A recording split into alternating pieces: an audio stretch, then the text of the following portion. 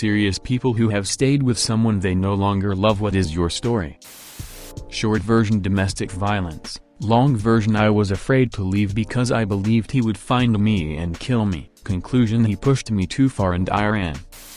I was with my high school sweetheart for 8.5 years. Everyone thought we were going to get married and be together for the rest of our lives. I moved out of the city to go to uni and we eventually grew apart, but we stayed together nevertheless, mostly because we were each other's comfort zone and were afraid to be alone. I had fallen out of love for him after the 3 or 4 year mark but stayed anyway because he said he needed me. He often told me, "Don't leave me please. You're not gonna leave me, right?" It was emotional torture and I tried helping him when I started seeing cuts on his arms, but he refused to accept comfort and help. Eventually I found the courage to break up with him. Mutual friends told me that it was such a waste to give up on 8.5 years, which added more guilt. Honestly, I just wish I had broken up with him much earlier. Maybe as early as back in high school when I found out that not only was his girl best friend madly in love with him but also he and his ex were constantly messaging.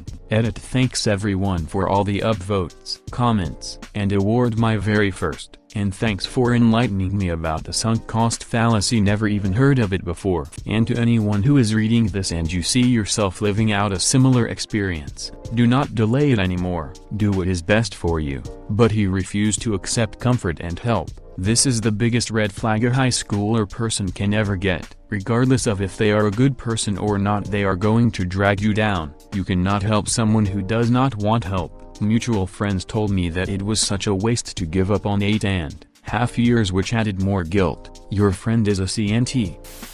I was with my ex for almost 6 years. The last 2 years or so we kind of just existed for each other. We hadn't had sex in over 5 years. We lived together. I knew he was depressed. He still loved me, but I just didn't love him in that way anymore. I was scared to leave because I knew he would try to kill himself. He never told me that. He wrote it down in a journal I found. He played this happy person, but deep down he wasn't.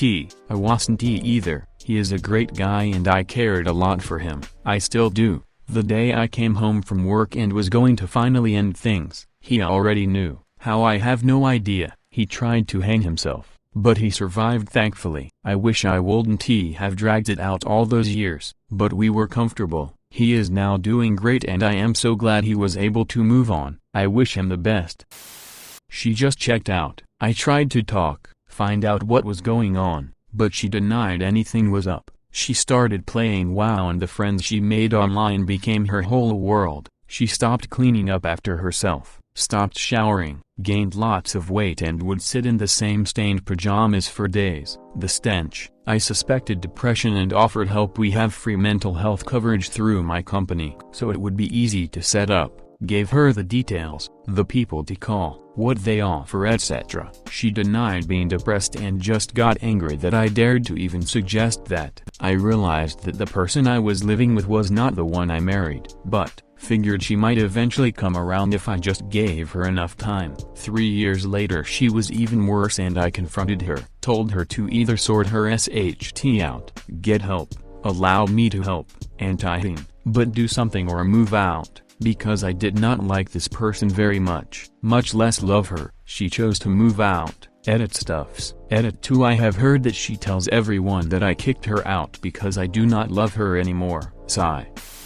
My marriage was down to the roommate best friends level. It was on one hand very convenient and on the other I was spineless to change anything. After a dead bedroom both of us did not want to have any type of intimacy with the other anymore. For 4 years I finally got my act together and decided to either divorce or outsource my sex life. Told that point blank to my wife. To my surprise she was cool and we agreed on a DADT solution, staying quite happily with her since then. He was mentally ill, possibly with paranoid personality disorder, definitely delusional, maybe schizophrenic. I was accused of all types of things, affairs, being part of plots to get him, even urinating on his toothbrush. I stayed for 3 years after I knew I no longer loved him because I knew he would spiral without someone to look after him. He had destroyed every relationship with his friends and family because they were all also out to get him. I finally told him I would only stay if he got help, which he refused. So I left. I was right about him spiraling. He went from sharehouse to sharehouse as all the other tenants were out to get him. He eventually ended up homeless for a while, is now facing 18 different charges, so will probably end up in jail. Pretty much pulled the whole if you leave me ILLKLL myself, and then when I finally left her she did the whole if I can have you no one can, and sabotaged my next 2 relationships. I think love is organic. When you first start dating, everything is new and exciting and an adventure. Then you fast forward, and eventually you have seen the absolute worst in the other person: addiction, weight gain, depression, and you have faced difficult things together like parenting or the death of your own parents. I have been married to my husband for 20 years this year. Do I love him like I did when we first started dating? It is different, but I think that is okay, and kind of normal. There was a time maybe 10 years ago I seriously considered leaving, but the family unit is very important to me, and we have 2 kids. We do not fight. We do not have any real marriage stress now, though there were some tough years thrown in there. As I age, I realize that I appreciate the history we have almost more than that butterflies in the stomach feeling of being in love. I do not have to try to explain my dysfunctional upbringing to him, because he witnessed my family's craziness firsthand before my mom died. I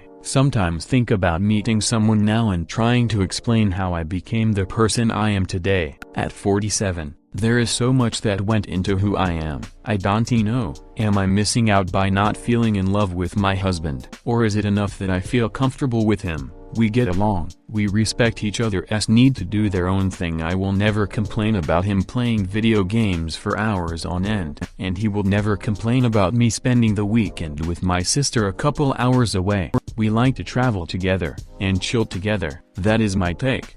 If something were to happen to him, of course I did feel sad, but I would go on. My life would not be over like I feel it would if something happened to my kids. I was also abandoned by a lot of people in my life, so I am probably a little broken. I think many marriages are like this. There is a modern expectation that you need to be madly in love with your partner that is destructive and leads to people in stable relationships leaving to chase a rainbow. It is a shame. I think both the madly in love bit and the he/she is my everything and we do everything together expectations are destructive. I have watched a ton of marriages fall apart because both parties expect that all interests and activities must be shared, and I just do not see that as very realistic. The idea of just one person should fulfill every single role in my life is actually unhealthy. People grow and change, and so do interests. I do not think it is fair to expect your partner to be as excited about gallery strolls to check out local artists as you are, or to expect that they should do that with you every weekend because it is your current passion. Sheesh. Cut it down to a weekend or 2 a month, and arrange to go with a friend who is also interested so your partner can get a chance to binge on that detective series they love and you do not. And when your partner does do a gallery evening with you, for heaven's sake, take the time to make popcorn, bundle up, and watch the series with them. Just because it is not your very first choice of what to watch does not mean you may not enjoy watching it from time to time. Bonus, you can find out why they love it so much. That may lead to one of those goofy, late-night convos when both of you laugh a lot because you are both so sleepy you stopped making real sense around midnight. Marriages need those, too. We were living together at 16. She cheated on me and I told her I wanted her to leave. She begged me not to send her back to her mom's house because they have like 8 people in a 2-bedroom house and because she would had nowhere else to go. I was 16. I didn't know how to handle a girl literally begging me, so I let her stay against my better judgment, and it created a hurtful cycle of falling in and out of love, feeling like things could get better and then having my world come crashing down every time I look at her because I think of reading the message of the guy saying he loved watching her get on top of him. A couple of years go by and we were not in love, just tolerating each other at this point, and then we got pregnant. Stayed together through the pregnancy, but the stress was too much for both of us and caused fighting, sleeping apart, more cheating. When the baby was born she had finally turned 18 and we moved away. Our relationship got much better with each other. We're best friends now and are just trying our best to raise our daughter to be healthy and happy and know she is loved. Neither of us had good childhoods. Sounds like a rough time, but also that it ended as best as it could have. Good on you all for working it out for your girl.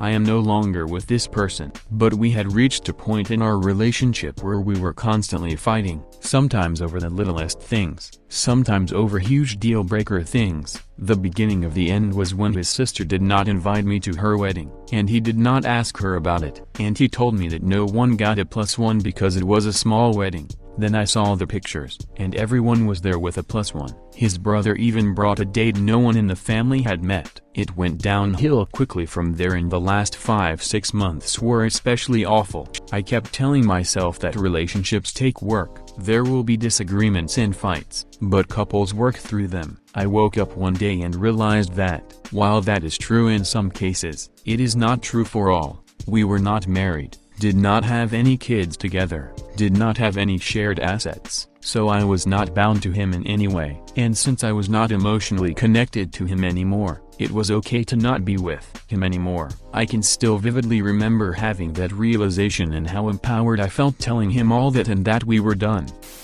I dated my ex for 8 years. Things got off to a bad start. 2 years in, she left me alone the night my father passed away to go get drunk with her sister or sleep with another man, not sure which. Tried to leave. She sat in front of my house for 2 hours in her car crying. I felt guilty and let her back into my house to talk. I had been planning on proposing to her a month or so after this had happened, but obviously put it off. 4 years in, I caught her texting another man one morning in bed who told her he was going to get her pregnant. I told her I did not want to date anymore, but she gave me every excuse in the book as to why I should not leave and how this guy was just a friend, and always saying dumb things like that to her. Year 6, I blew my knee apart playing soccer and she left me alone when I got surgery. She did not help me at all during recovery. I tried to leave, but again she guilt-tripped me into staying. This time it was, "I love you. I cannot live without you in my life. I do not want to be without you."